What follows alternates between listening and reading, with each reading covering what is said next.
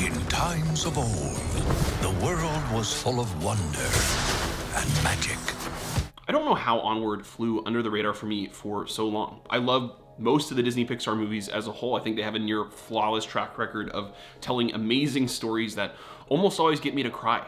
And yet, for some reason, I completely missed Onward in 2020. Maybe it was the craziness of COVID, or the wildness of the year as a whole, or the fact that for some reason when I saw the trailer, it reminded me too much of the 2017 Netflix special Bright, which was a story about magic that is What's my face? The human who needs a lot more conjugal love type face.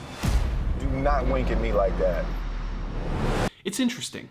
So when I finally got around to watching Onward, I was floored. The first 10 minutes alone are a masterclass in introducing a world and the characters in that world. Every single moment, every single scene, every single line of dialogue or slapstick moment is used to tell you something about the people that are in this world and how the world functions. And it's a world that is familiar to us, I think, for two reasons.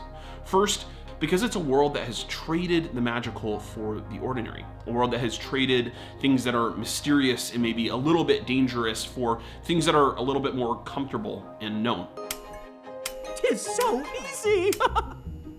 I think something that reflects how many of us feel, at least how I feel, living life in the 21st century, surrounded by amazing technology, but feeling like we're kind of missing out on something. That it wouldn't be such a bad thing for the world to be just a little bit more magical. In fact, it's the very first scene of the movie that Nick sent to me that inspired me to watch Onward. I wasn't on my radar of things to watch, but he sent me the opening clip, the opening monologue that goes like this. Long ago, the world was full of wonder. It was adventurous, exciting, and best of all, there was magic.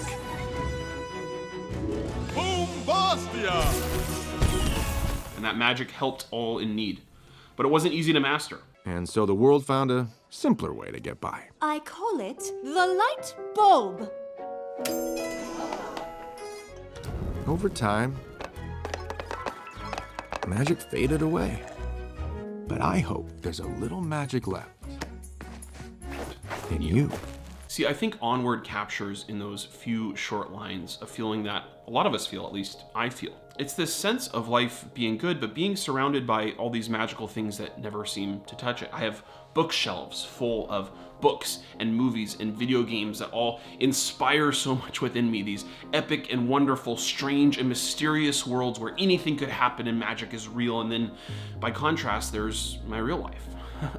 Something that just seems so ordinary and mundane in comparison to the stories that I love. In fact, I think that this is a deep human feeling, one that people have felt not only in the modern era, but for a long time before. I think it can be summed up in the words of Williams Wordsworth when he says, "The world is too much with us, late and soon. Getting and spending, we lay waste our power. Little we see in nature that is ours, and we have given our hearts away." See, even if you don't necessarily pine for magic the way they do in Onward, I think we all know the feeling that life could be bigger and bolder and stranger and more mysterious than it could be. The desire to look out the window and maybe see, instead of a jetliner going through the sky, a dragon, because we know that it would mean something is changing, something is different. The magical world is crashing into the ordinary one, which is how Onward almost convinced me, almost tricked me that it was a movie about magic. Because it's not. See, we are all familiar with the trope of the young magician who doesn't know that they're a magician.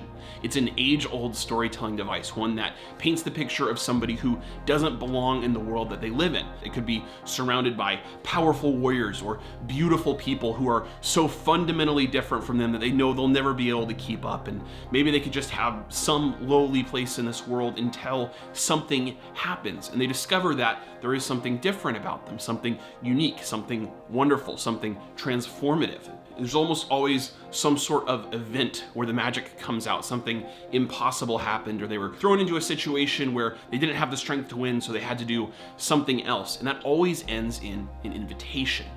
A person can only do magic if they have the gift. And my little brother has the magic gift. But I couldn't even finish the spell. Well, you're gonna have plenty of time to practice, because we have to find another Phoenix gem. See, in the context of the story theory, the young magician starts in the world that they don't belong, and then something happens where they receive an invitation to a magical world. And in order to prove their place in the magical world, they have to go through a series of trials. See, the movie begins on the 16th birthday of Ian Lightfoot, and he is coming up against some of life's biggest questions. His mom tells him that this is a new start, a new beginning, a new chance to decide who he is. Well, your birthday's a day to try new things. Be that new you. And so he is stepping into adulthood when they discover a gift from his deceased father.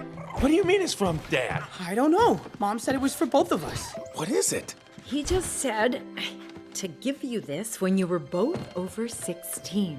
And it's a staff, a magician's staff. Dear Ian and Barley, long ago, the world was full of wonder. It was adventurous, exciting, and best of all, there was magic. And that magic helped all in need, but it wasn't easy to master, and so the world found a simpler way to get by.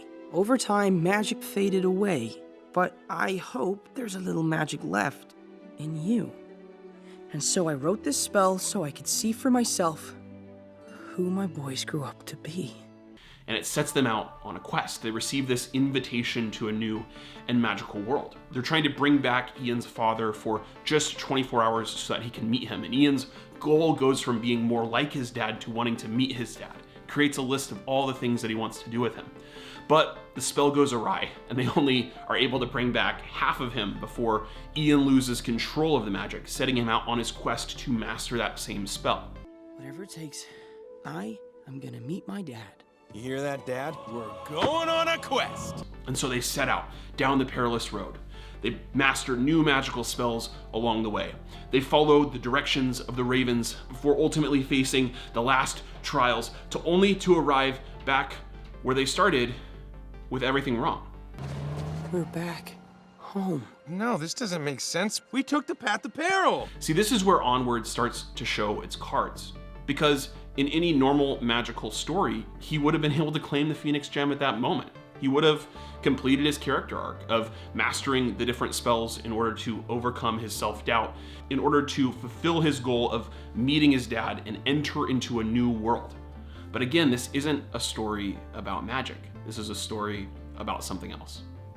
See, at the beginning of the movie, Ian actually details the exact trials he has to face. This isn't a story about a young magician discovering he's a magician. This is a story about a young boy stepping into adulthood, about somebody who has things they don't like about themselves that they would like a fresh start at, a fresh swing at.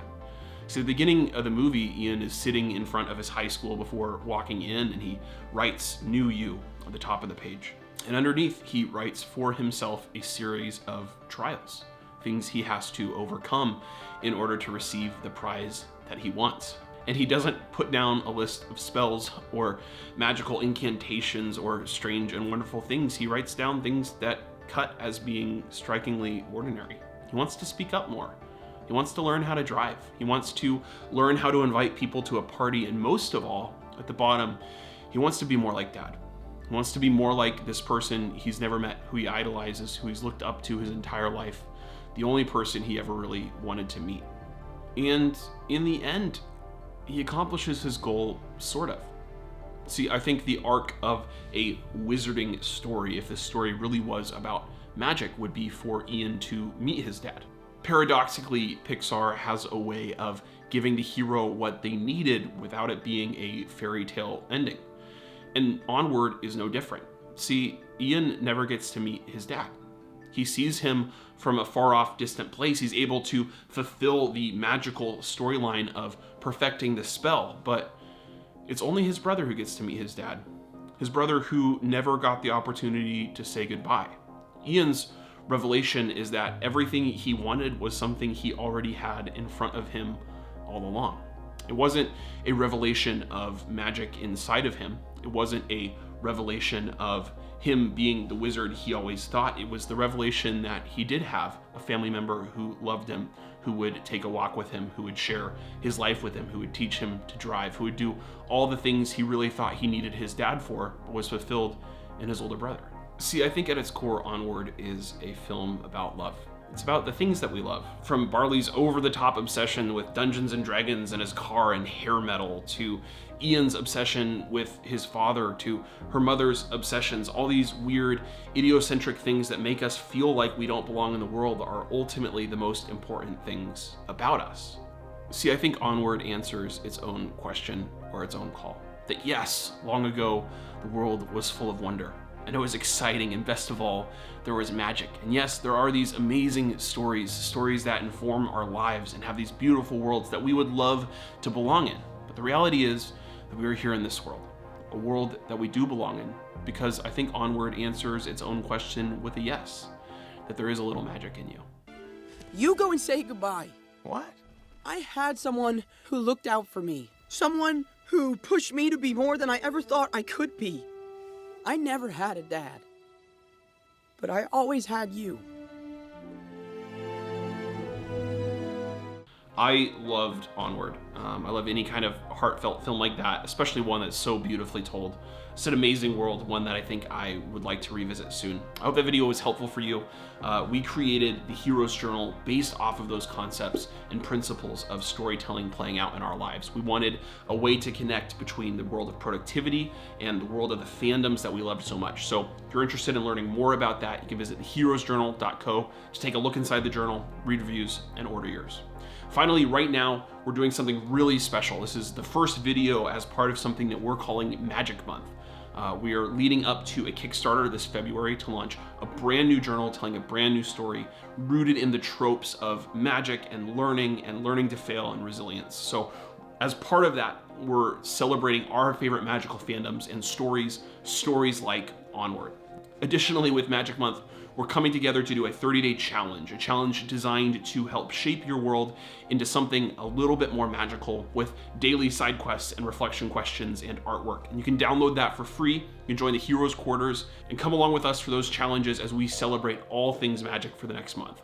Finally, we make videos every week talking about story theory, fandoms, and how they play out in our lives every day. So if this video is helpful for you, you can hit like, subscribe, and we'll see you next week.